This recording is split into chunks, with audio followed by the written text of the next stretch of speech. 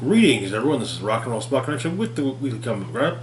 We've got a decently sized haul this week, so let's get started. Kicking things off, we've got Sabretooth, number 4. Where we left off, the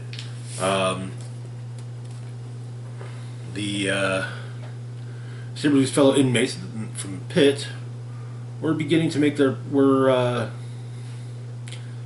finding ways to communicate with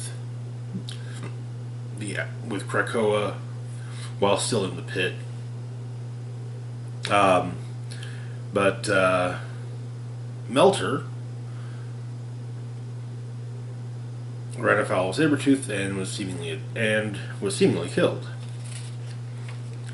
We open with a quote from Ida B. Wells: "The way to right wrongs is to turn the light of truth upon them." Okay.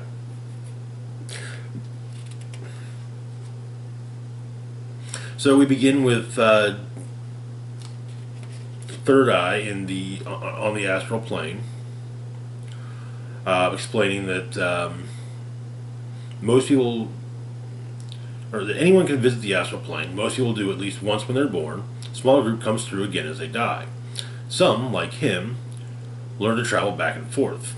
It was his father who taught him he could cross the veil. When his father died, apparently, Third Eye tried to catch him as he crossed, but he was too young and didn't have control over his power. But his father trained him well. Tried to make him an arcane assassin. His father's term.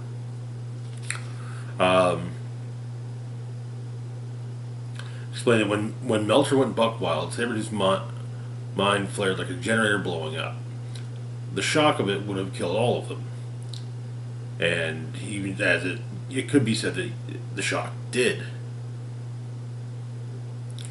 But he learned a lot since he lost his dad, so he got everyone. Held on to each in the hope that they could still recover in return. He considered letting Melter go. But, well, as he puts it, he's made mistakes too. But he's trying to keep an eye on what's going on in Krakoa as well, while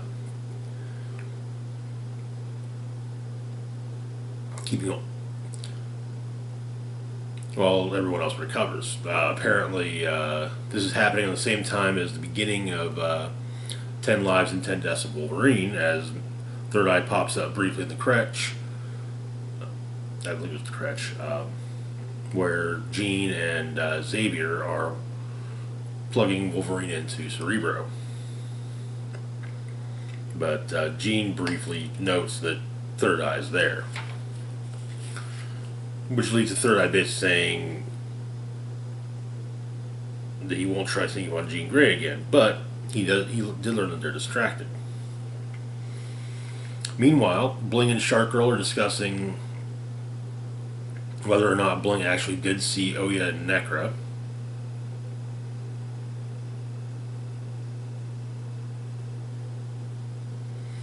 Skin and Blob are discussing the fact that Skin saw Madison Jeffries, and Blob says that,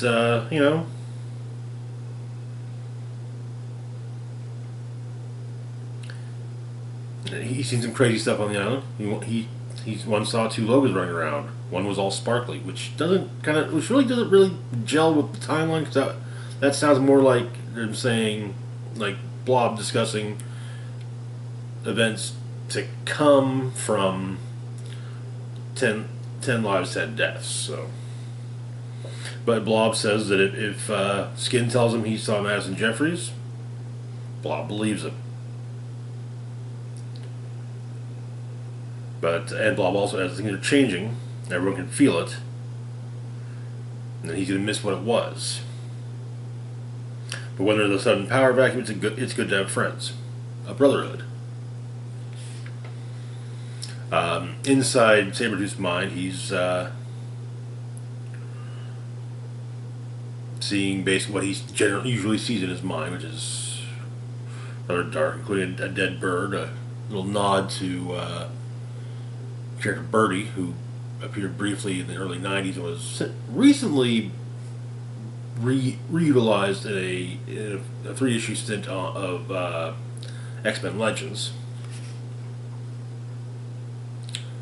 But this causes Sabretooth to briefly manifest on the island physically in root and soil. Mole and Magma are discussing everything, with Mole explaining what it is he's seen, and Sabretooth manages to listen in, but his plant form steps on a twig and breaks it, alerting the two to his presence. Back in his mind, he rejoins the Feral Council. The beast appears to have gotten a little bit bigger.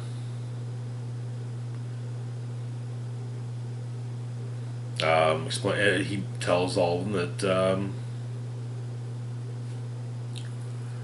that he overheard them talk about bringing Sabretooth back. But Sabretooth's able to Third Eye's able to pull everyone out, and they all go into the ancestral Creed home, where Sabretooth's prepared a feast for them.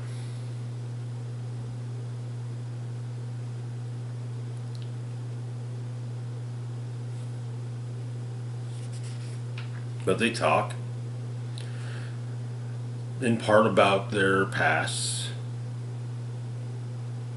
Third Eye mentioning that his father raised him to believe in a cause that ruined him. Well, ruined both of them, actually. Oya mentions that when her powers manifested, she burned her family alive, and she never stops hearing her parents screaming. Necra explains that she ran away from home as a teenager. Her parents were both black. She was born with pale white skin. Apparently there was radiation at her mother's job, but, well, her father wasn't entirely hearing that. Things were tense between them, and they took it out on her. But Sabretooth sits them all down and talks to them and explains that, they all came to Krakoa because it seemed like the good place they deserved. Even him. He did the job that got him thrown in the pit for nothing. There was no, oh yeah, well I'll do this job with Toad and Mystique, but you got to do this for me, Chuck. No, it was, yeah, okay. I'll be the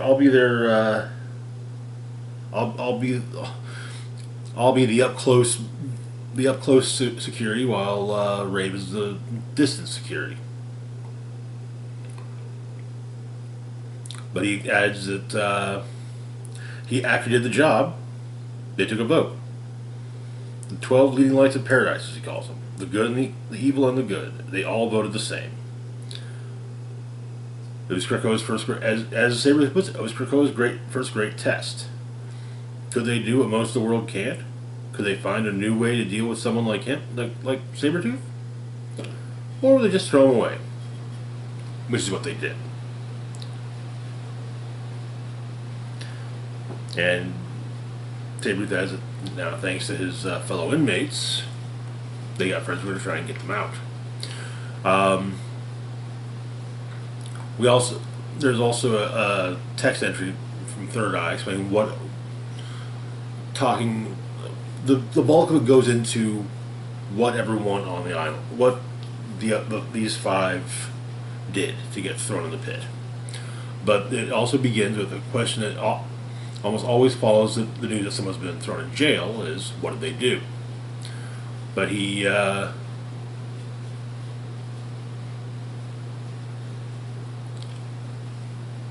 and what he thinks it means is, do they deserve it?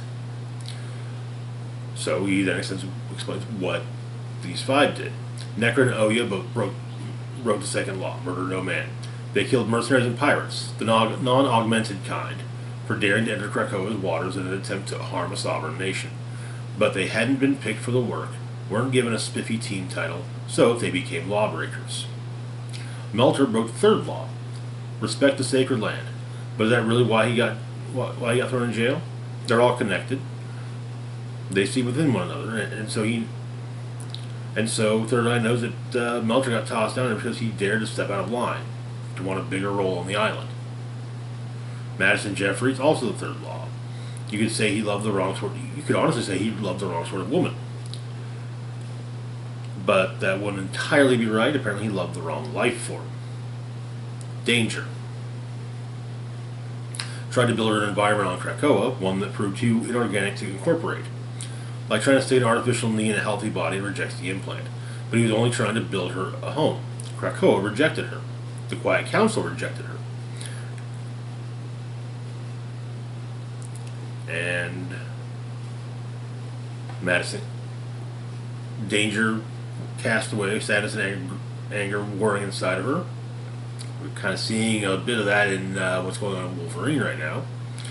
And Madison, the one who loved her, got thrown into the pit. As with Third Eye, he broke the first law. Make more mutants. How did he do that? He's a conjure man, dabble in the astral, the arcane, and he can sometimes glean the future. There are a lot of mutants on the island who are creating children without a care, leaving babies to pile up like old shoes. And he started showing them what kind of lives those little babies would be facing. Cast aside, barely noticed, lacking love. Surefire way to create a generation of monsters. He knows because he's been through it himself. He told the truth, but that truth was inconvenient. Birth rate on Krakoa dropped by a quarter, all because of him. Next thing he knows, he's in shackles in charge of the crime.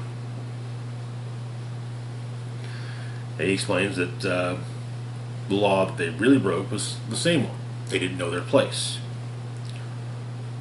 And that's what the enforcement in law enforcement turned out to be. A way to tell you who gets punished and who gets away with a smile and a seal of the Quiet Council.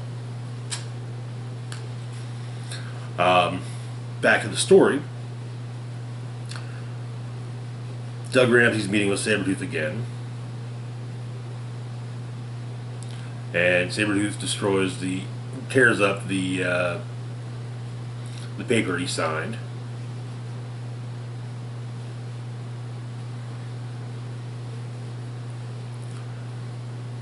So he's going to make a counter offer, a simple one. And Doug asked why.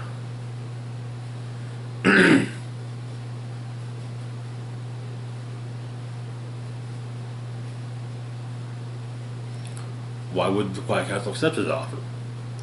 Sabretooth says because people are spreading. People are going to keep digging for the truth. And the issue ends with, seemingly, Sabretooth being released from the pit in the Quiet Council chambers. Interesting, and it definitely does shed some light on a few things. I know something else that gets brought up is that when Sabretooth was charged, when Sabretooth committed the crimes he committed against Krakoa, it was before the three laws had been established. And another counterpoint also brought up is that a lot of mutants on Krakoa have killed humans. Hell, look at Wolverine. Wolverine maybe doesn't have as impressive a body count as Sabretooth, but it's still a pretty high body count.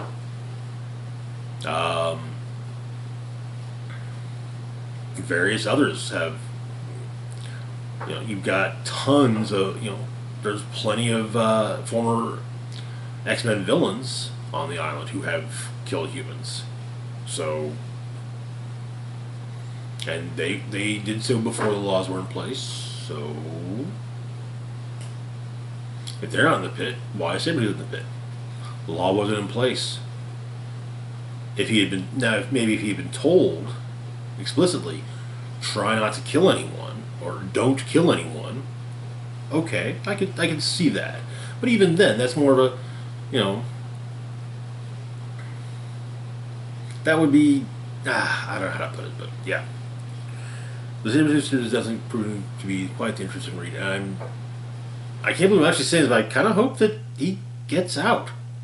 Plus, along with the other five. And that perhaps the pit is, or Krakoan justice as a whole is, re-examined. perhaps in the pages of Immortal X-Men. Moving on to our next book, though, we've got X-Force number 29. Where we left off, the Cerebro helmet that had been used for to send Wolverine through time gained sentience and started eating people's heads. Havoc, Forge, Polaris, various others. And it was becoming an entity which sought more and more knowledge. So X-Force has been called in, and it seems like it's going after Black. It seems like the Cerebro helmet's next target is Black Tom. So we begin with Quentin Quire trying to figure out where Cerebrax is. And yes, it goes after Tom, because Tom has realized while being connected to the island that something is amiss. And so,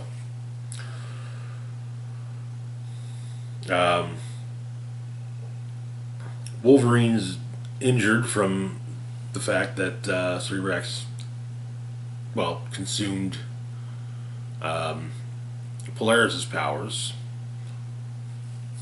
And so he basically tells Domino to go after Cerebrax as it eats Black Tom's head. And then goes after Cerebrax. Then manages to get Domino. When Omega Red shows up at the point,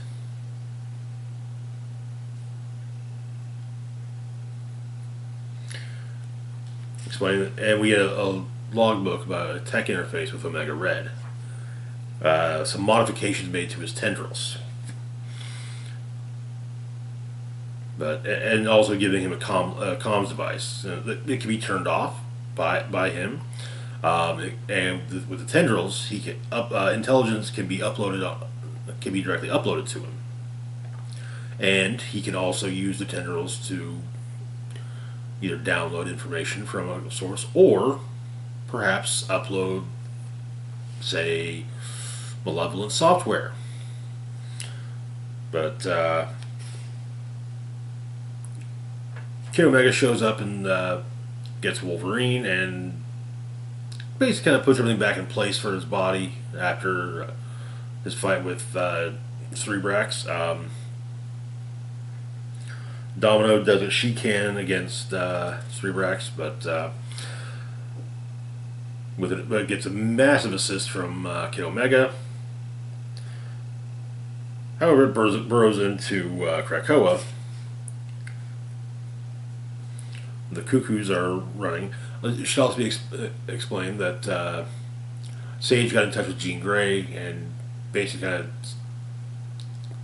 asked that she put out a psychic message throughout the island to, stay hunker down, stay safe.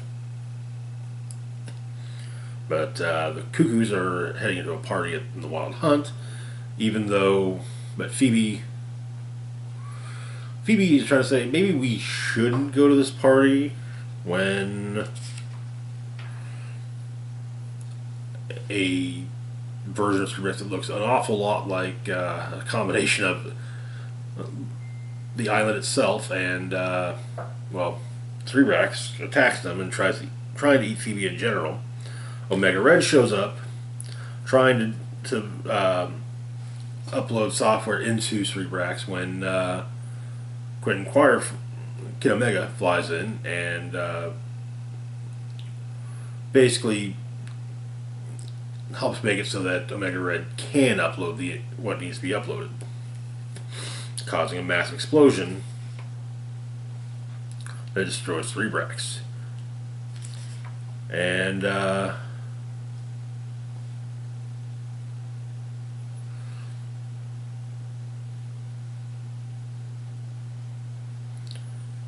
but Phoebe is looking for Quentin, and Wolverine starts looking for him as well. But he's gone. He's destroyed in the explosion. Wolverine informs Sage, but Sage explains that it's worse than that.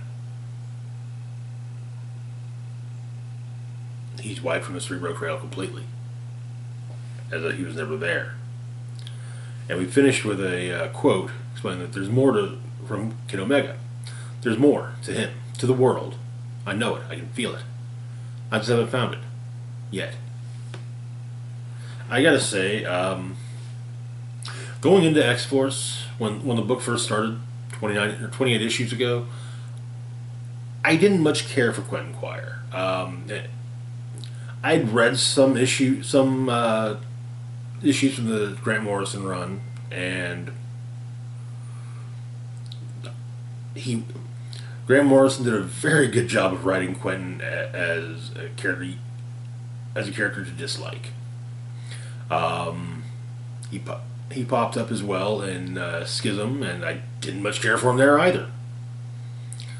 Before Krakoa, the closest I came to actually liking Kid Omega was in Kelly Thompson's Avengers West Coast run, where it was more just it was more enjoying seeing him kind of be put in bad situations, or in having to deal with being basically him having to deal with being a jerk. But over the course of these 29 issues, he grew on me. I really, I put it on Benjamin Percy actually trying to write a character, give him an arc that was beyond I'm a jerk and I'm a bigger jerk. So, but more of a I'm a jerk, maybe I could be something more than a jerk. So, and I do hope that somehow a reason is given to resurrect him.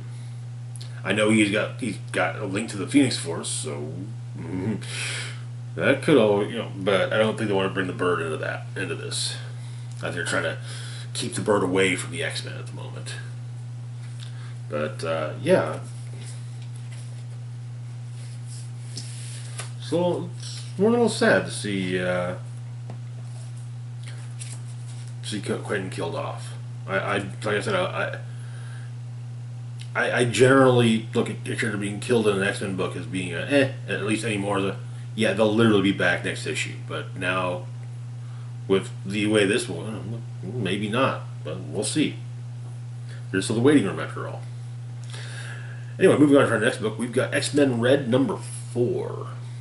Where we left off, Magneto killed Tarn the Uncaring and took the seat of loss. Potentially speaking with an assist from Iska the Unbeaten and Sunspot, by Sunspot making a bet with her that Tarn would win. And so, at the Great Ring in Arakko, Magneto is welcomed. Though absent is Storm. So first off, there were the opening remarks of the meeting at the Great Ring. In the circle, to lose is to yield, or to die. Death, then, represents a loss. If you rise again after it, it makes no difference to the loss. If a member of the Great Ring felled in the circle were to regain their life, they would not regain their seat. So it has always been. These are questions as old as the White Sword's army of risen dead. The new Krakoan age does not give them new answers.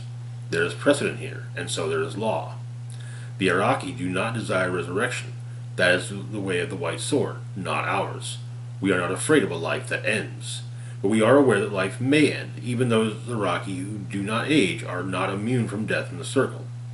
We understand the potential cost of our high position, and thus we weigh each decision with care, knowing that we may be challenged for our seats, and each challenge we accept may be the last. As Tarn learned, no one is immune from the risk of death, and no one should be immune. For who faces the challenge without feeling the risk? A poor challenger, a poor ruler. To those who are not enemy, Arakko keeps an open door. The Krakoans are as welcome here as any, even with their weak desire for a life without the risks of life. But should that welcome include an open door to serve on the Great Ring? Aurora and Magneto won in the circle, but did they truly fight? What cost will they pay to fight again? Krakoans have a place in the Broken Land, but we must decide if they have a place here. But there's a conversation largely had between Magneto and Iska. With Iska, one of the things that comes up is that Iska states that she's only keeping the seat that she occupies warm for Genesis, her sister, Apocalypse's wife.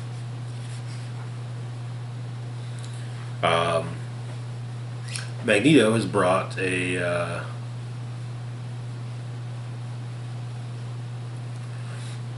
basically brought the drive that has his and Storm's backups on it, while Sunspot is resurrected on Krakoa.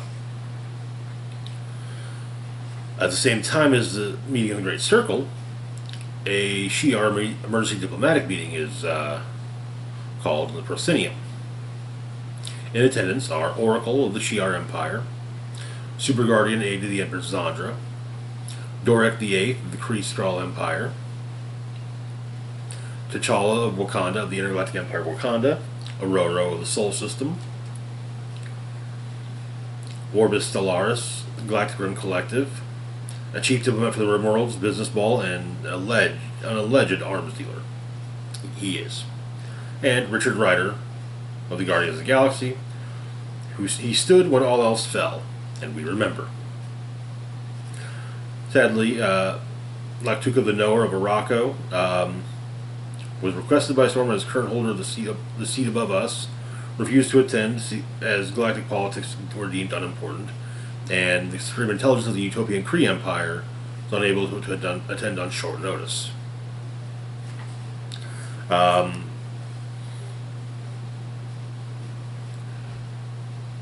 Also stated that T'Challa is present by a hologram, but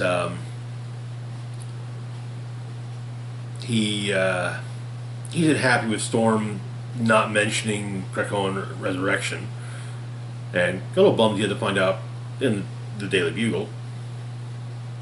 But they go in, and Oracle explains that Zandra has been killed, sending out a massive psychic scream as she died.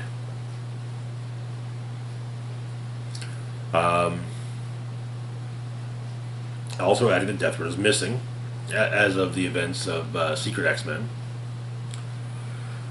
And but she has, in the event of Zandra's death, Oracle, as they show up support with their most important allies before informing the people, or even fellow Super Guardians. Because when the knowledge is once the knowledge is abroad, it will mean war. The Empire is unstable. Zandra's absence will create a power vacuum, a gold rush for the throne, calling the world to be forced to choose sides between the various factions jockeying to take her place. If such conflict, and she states, begins to say, if such a conflict were to become astronuclear, Nova finishes by saying casualties in the trillions at best. Hulkling points out that it seems like they're being asked to choose a side themselves. Lend your ruling powers of support against a coup. With T'Challa pointing out that interference from Wakanda and Shi'ar affairs would be taken poorly on both sides. But adding it is an open secret that Zandra is the daughter of Charles Xavier. If she has any gifts, she is truly a mutant herself. What about Krakoan resurrection? And he asks Storm pointedly if Krakoa can bring her back.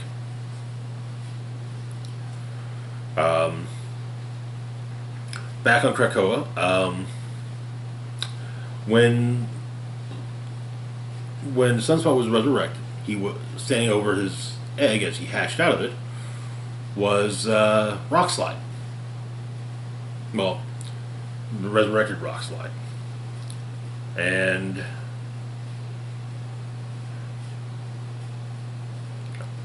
Sunspot asks if Rockslide comes there often, but Elixir says sometimes he watches the process. Doesn't know why. Explaining to Santa that Elixir knew died on another world, but any mutant who dies there can't be resurrected.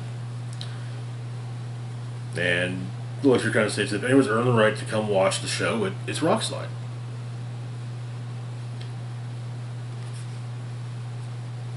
So, Orbis Stellaris objects vehemently to the resurrection of Zandra. And that if if war is how things will be, is what Zandra's death will lead to, and so be it. It's the lesser of two evils. On Krakoa, or back on Arako in the Great Ring, Magneto explains the Cerebro drive he's brought with him, and what backups entail. Namely, when Iska asks. And on Krakoa, Sunspot and Rockslide have a talk, with Rockslide explaining that the kids call him Wrong Slide. And Sunspot says kids can be cruel, but Wrong Slide doesn't see it that way. Explaining he doesn't want the name of someone lost. That would be cruel to everyone. Wrong Slide is a sound that means only him.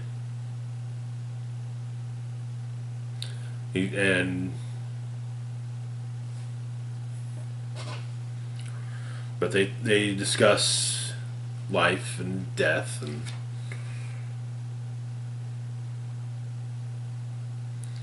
with Sunspot in part also talking about what he knew of Rockslide, and that his death seemed fair. Back in the proscenium,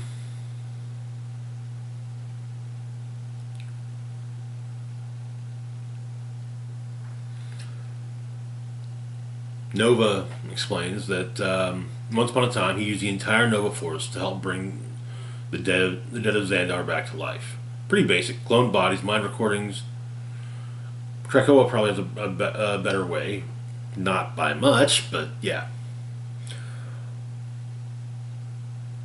But a lot of people thought that was unfair. The Annihilation War happened, the whole planet died all over again, and, well, he was left staring at the corpses. Fairness restored, he says. Does Krakoa have immortality?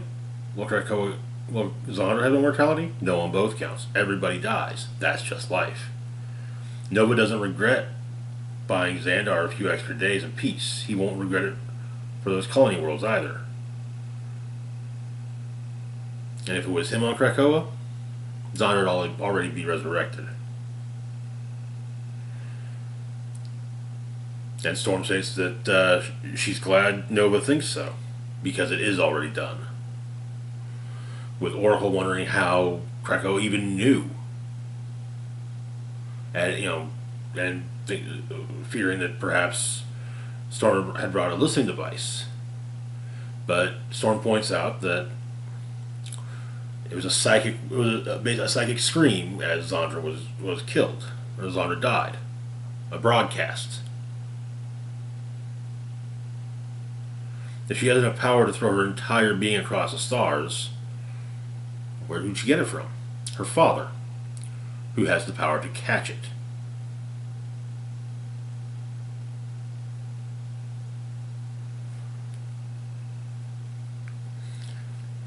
And we see that Xavier had the five telepathically had the Hope convene the five, and instructed Sinister to construct a specific DNA sequence at once.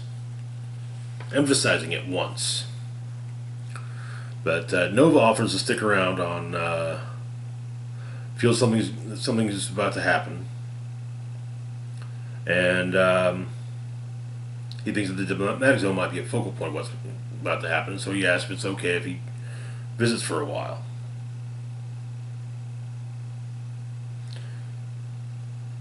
And Storm agrees. She thinks trouble is brewing. It is coming from all directions. And having Nova's perspective certainly won't hurt Arakko.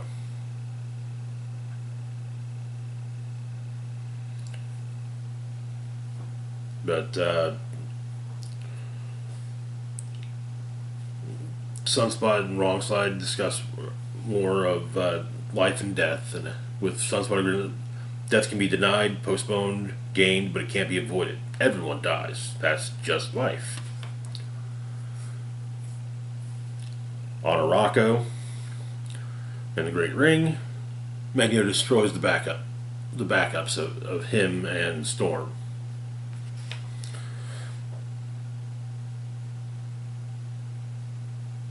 Stating that neither of them will have backups again. So, yeah.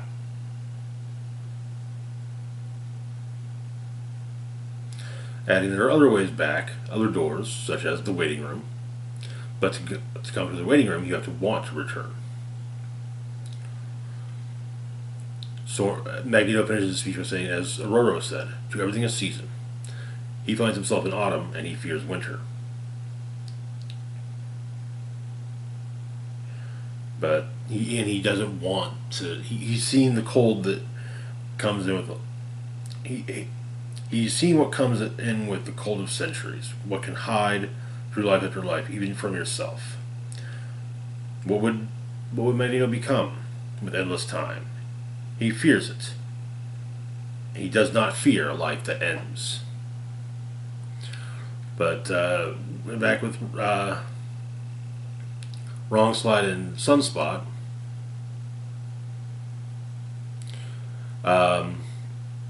Wrongslide says he thinks he'd like to die in Otherworld. Explain when it's his time.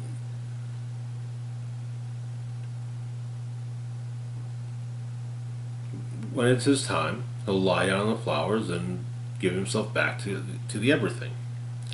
And the Five will bring back someone new. And they'll be alive and they'll see what he sees. They'll see the beauty. He'll have shared it.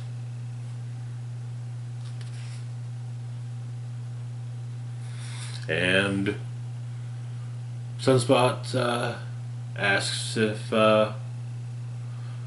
Wrongside's been to Arakko. And that is where the issue ends. A little long on this one. Great issue. I mean, this is easily one of the three X books currently with X-Men in the title are probably the best in the line at the moment.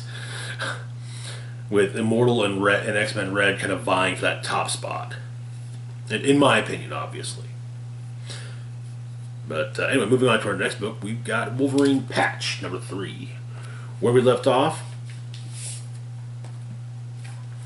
Wolverine had declared a truce with Beth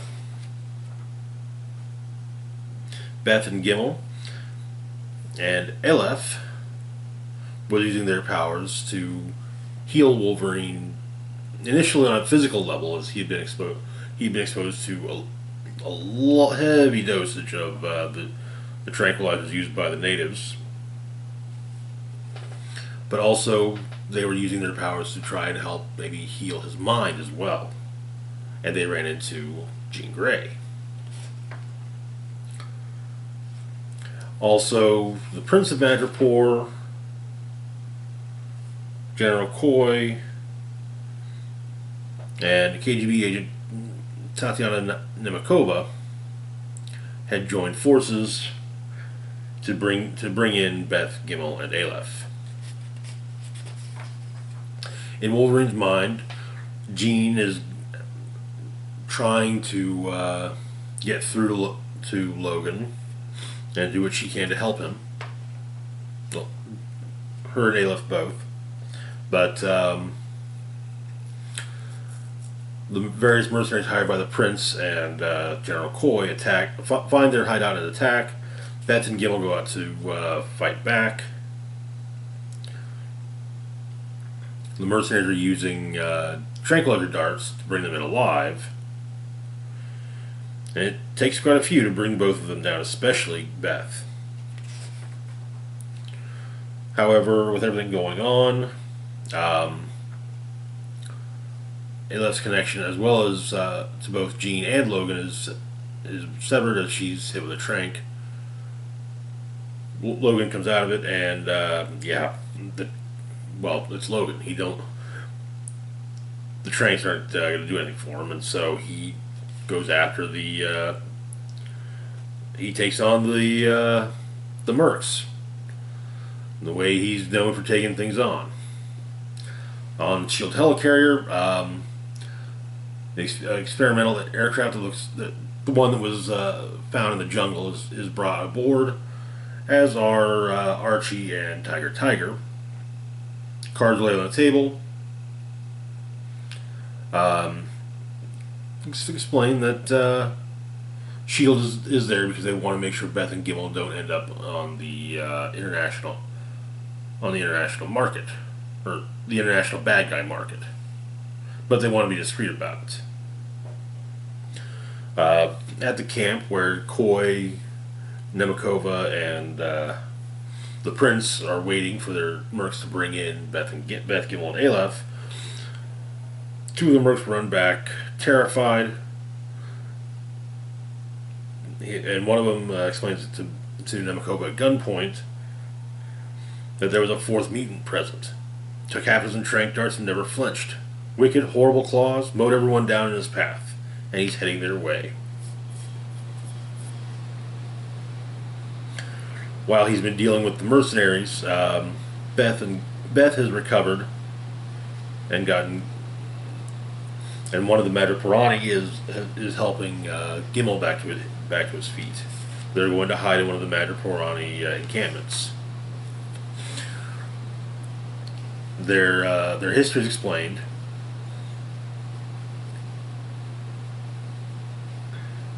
And their names are given. David and Rice Chernikov, Gimel, and Beth, two mutants who received treatments and enhancements in a basically Soviet super soldier program. Their child Aleph proved to have more spectacular powers than either parent. Baby was taken to be raised in a special crèche. That didn't go over too well with either of them. They rescued their child and staged a breakout. Within the ranks of the Naval Infantry Security Detachment, made their way to the Space Launch Facility, landing strip, and hijacked experimental aircraft, and escaped until they were found in Madripoor. But there are some heat signatures, a lot of heat signatures that suddenly vanished. The Prince, Coy, and Nemikov find their hideout. But Beth, Gimel, and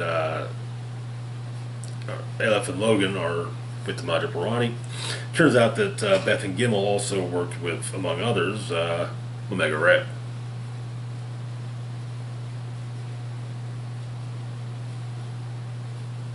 It turns out that Aleph is also deaf and blind. But her powers are on a different level entirely. The infant Aleph was distorting reality and generating transdimensional vortexes and time-space anomalies, and which led to the Bancorp Research Center incident. 287 scientists, technicians, apparatchiks, and political commissars were either vaporized or transported to another dimension in that first incident. But Beth asks if Wolverine is either a mutant or enhanced, and he explains he's both. Spotty memories, he's been a soldier, he got involved in a program that gave the adamantium, which he only survived the bonding process because of his healing factor, and then he was recruited as the X-Men by Xavier. Apparently he once asked Jean to unlock his shattered memories, but she refused, and Logan suspects that she peeked and maybe wanted to spare Logan. He may never know. And so Beth asks if that's why what he's doing in a backwater like Madripoor, escaping the memory. He explains that it's that and other reasons. Meanwhile, Nemikova, Coy, and the Prince are planning an assault on the Madriporani, and Well, Nick Fury's planning to send in Mandroids to defend them, and that is where the issue ends. I'm really enjoying this. We also kind of get a reference point. The issue, as it's stated, that apparently the issue takes place before Wolverine number 51 from or 31, which I want to say would be either late 80s or very late 80s or very early 90s. Moving on to our last one, we've got the X-Cellent number 4. Where we left off, the X-Cellent fans were attacking journalist Girl Jo, who had exposed their deeds, which brought down their popularity. But Zeitgeist had directed his followers to Girl Jo's home, and Girl Jo asked Orphan for help. We begin with Zeitgeist and trying to help Billy be a better teleporter.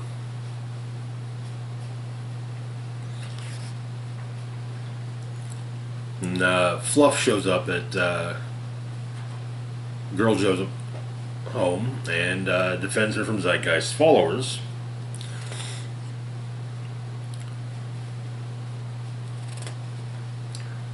Meanwhile, Orphan, who's trying to get Katie to help Girl Jo, turns out that her and Anarchist are talking, and so,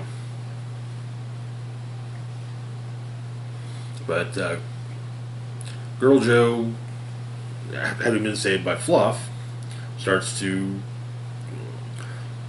do a vlog concerning Fluff, and when the X-Statix show up, and they give Orphan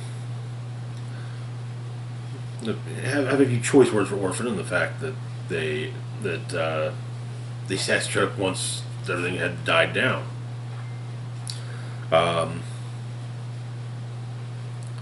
Mirror Girl and Fluff. When Fluff returns to the X-Cellent's compound, him and Mirror Girl have a rendezvous in his room. Orphan talks with Dr. Strange, trying to figure out who explains that a spell was stolen from the Book of the Ashanti, and it's going to take a while for him to figure out what spell it was. Orphan walks in on Anarchist and Hugo Girl making out, and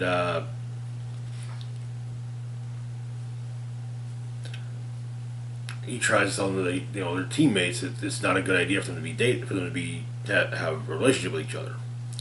In a graveyard with a dead girl, Orphan talks to the spirit of the original Hugo Girl, current one's mother, and afterward, and tells us to say, give the girl a break. She's just a kid.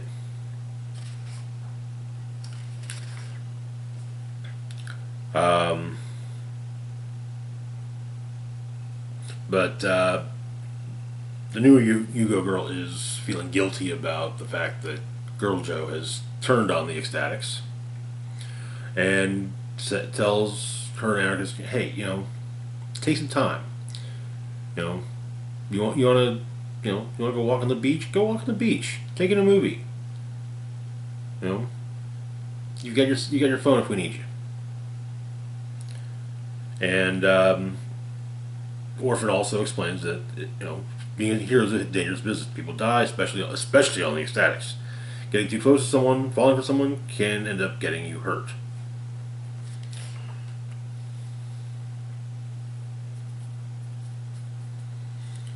But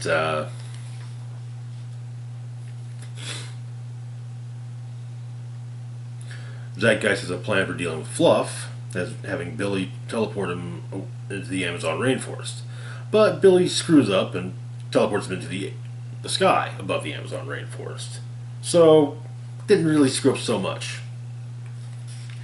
And the issue ends with the sight of Fluff falling from the sky.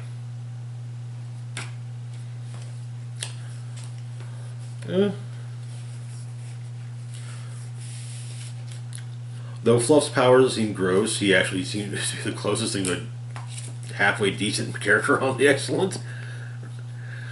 I kind of like the whole talking with the original Yu-Gi-Oh girl bit too. That was kind of nice.